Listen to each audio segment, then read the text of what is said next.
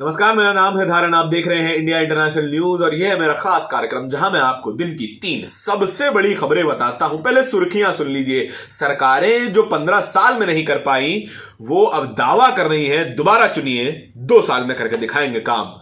ये सरकार का दावा है और जनता क्या इसमें फंसेगी या नहीं फंसेगी ये भी हम चर्चा जरूर करेंगे इसके बारे में। दूसरी खबर है भारत को शर्मसार करने वाली, जो बता रही है कि भारत में महिलाएं सुरक्षित नहीं है। एक रिपोर्ट है जो भारत की नजरें नीची करने पर मजबूर कर देती हैं। एक घटना है जो बता रही है कि दुनिया भर की महिलाएं भारत ना आए क्योंकि भारत सुरक्षित नहीं। आप कह सकते हैं बदनाम कर रहा हूं, लेकिन खबर जरूर सुनिएगा। और तीसरी खबर, इस देश की इस आज के दिन की सबसे बड़ी खबर, मंडल कमीशन ने जो सिफारिशें की थी वो आखिरकार मान ली गई हैं। छत्तीसगढ़ सरकार ने वो कर दिखाया जो आज तक कोई राज्य सरकार, केंद्र सरकार नहीं कर पाई। आपको इन तीनों ही खबरों के बारे में बताऊंगा। सबसे पहली खबर सुनिए। मनोज तिवारी हैं, भाजपा के सांसद हैं, 2 बार के सांसद हैं और दिल्ली में एमसीडी चुनाव चल रहे हैं। वो कह रहे हैं कि जो काम हम 15 सालों में नहीं कर पाए अगले 2 साल में करके दिखाएंगे। दिल्ली को कूड़े के पहाड़ से मुक्ति दिलाएंगे, कूड़े के पहाड़ साफ कर देंगे। वही कूड़े के पहाड़ जो दिल्ली के आसपास हैं, गाजीपुर में आपको दिखाई देंगे, सीलमपुर में आपको दिखाई देंगे, आनंद विहार के पास आपको दिखाई देंगे। वही कूड़े के पहाड़ जिनकी ऊंचाई कुतुब मीनार से ऊंची है, वही कूड़े के पहाड़ जिन्होंने उनके आसपास रहने वाले लोगों की जिंदगी नर्क से बदतर कर दी है। और वही कूड़े के पहाड़ जो सबूत है कि 15 साल में बीजेपी ने और उससे पहले कई सरकारों ने एमसीडी में रत्ती भर का काम नहीं किया। बीते 15 साल हो या बीते कईयों साल हो, दहाई में साल बीत चुके हैं, लेकिन वो कूड़े के पहाड़ों की ऊंचाई भी दहाई में जा चुकी है। लेकिन मनोज तिवारी का यह कहना है कि हम 2 साल में कूड़े के पहाड़ दिल्ली से गायब कर देंगे और वो काम हम 15 साल में नहीं कर पाए हैं। असल में एमसीडी का काम होता है दिल्ली की साफ सफाई करना, साफ सफाई बनाए रखना और जो वेस्ट मैनेजमेंट है, जो भी आपके घरों से निकलने वाला गीला और सूखा कूड़ा है उसे ठिकाने लगाना और सुरक्षित तरीके से ठिकाने लगाना। असल में सरकारें क्या करती हैं कि सारा कूड़ा मिलाती हैं और उसे एक पहाड़ नुमा शक्ल दे देती हैं।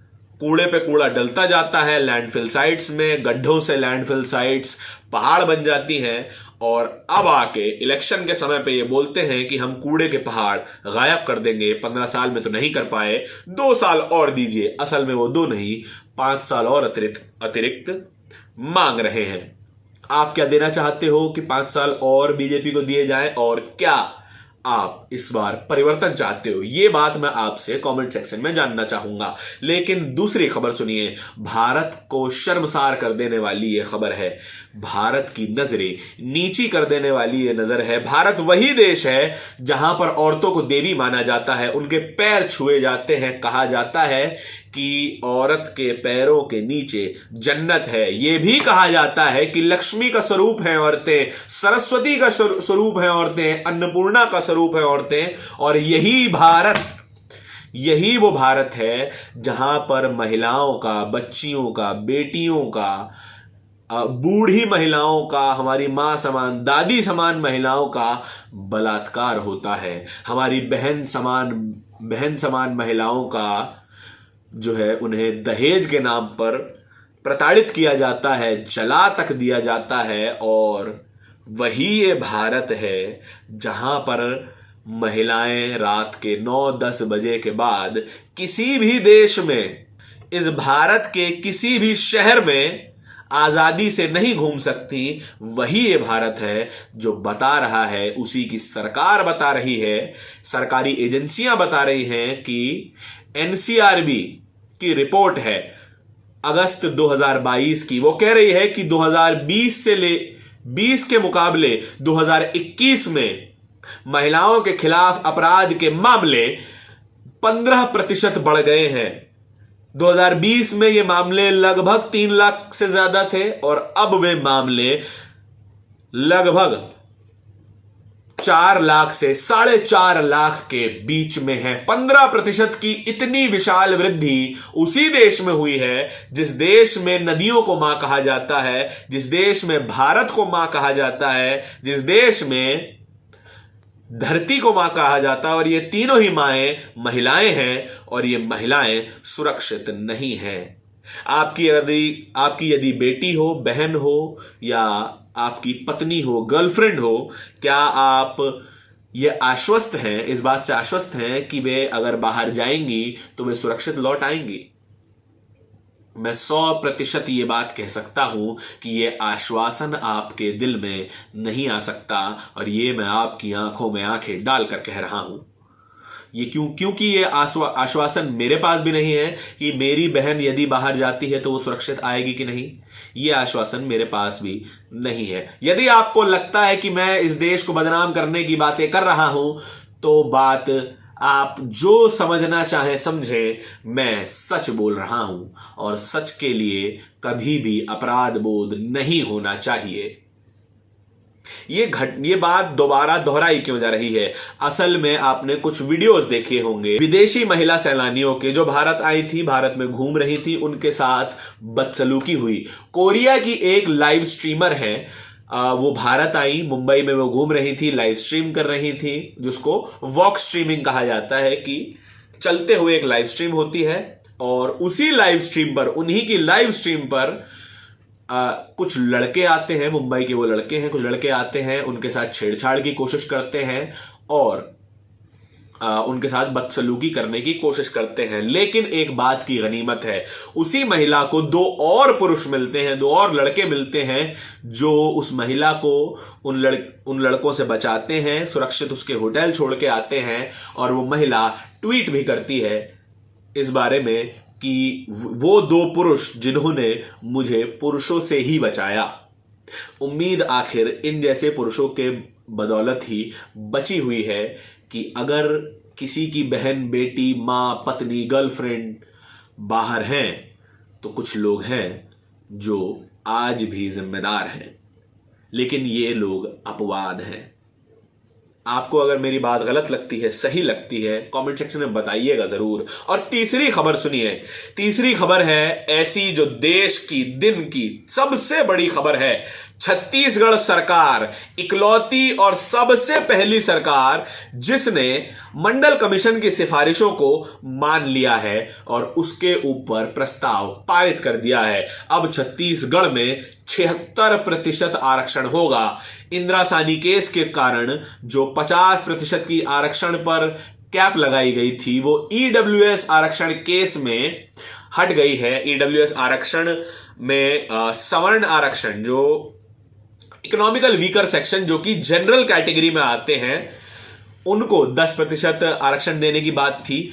और इस केस की सुनवाई में और जो है फैसले में इंदिरा साहनी केस में लगाई गई 50% की जो आरक्षण पर कैप थी वो हटा दी गई। और तुरंत ये हुआ छत्तीसगढ़ में आरक्षण 76% कर दिया गया। नव भारत ने क्या छापा है, छत्तीसगढ़ में अब 76% आरक्षण प्रस्ताव पारित।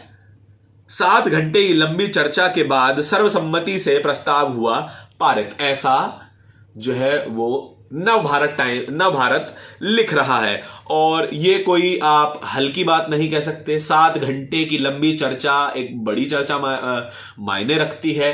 और जिस देश की संसद में कुछ घंटों की चर्चा में ही कुछ मिनटों की चर्चा में ही जहां पर प्रस्ताव पारित हो जाते हैं, कानून बन जाते हैं। सीए एनआरसी का कानून 1 दिन में बना था, 1 दिन में पारित हुआ था और उस पर कोई जो है वो जरूरी चर्चा ज्यादा नहीं हुई थी। आरक्षण का मामला है। 7 घंटे की चर्चा के बाद छत्तीसगढ़ की असेंबली से सर्वसम्मति से ये प्रस्ताव पारित हुआ है। कैसे कैसे है इसका मैं ब्यौरा आपको दे देता हूं। अनुसूचित जनजाति यानी एसटी वर्ग के लिए 32% आरक्षण अब हो चुका है। अनुसूचित जाति के लिए यानी एससी के लिए अब आरक्षण 13% हो चुका है। पिछड़े वर्ग के लिए यानी ओबीसी के लिए आरक्षण 27% हो चुका है और गरीब वर्ग के लिए आरक्षण 4% हो चुका है। अनुसूचित जनजाति का आरक्षण यहां पे आपको ज्यादा लग सकता है, लेकिन कांशीराम साहब की एक बात है, जिसकी जितनी संख्या भारी उतनी उसकी हिस्सेदारी। छत्तीसगढ़ में क्योंकि आदिवासी समाज बहुत ज्यादा है, इसीलिए उनको अपेक्षाकृत ज्यादा आरक्षण दिया गया है। और जो ओबीसी कम्युनिटी को 27% आरक्षण दिया गया है, वो मंडल कमीशन की रिकमेंडेशंस के मुताबिक है, जो कहता है कि देश में 27% रिजर्वेशन होना चाहिए ओबीसी कम्युनिटी को।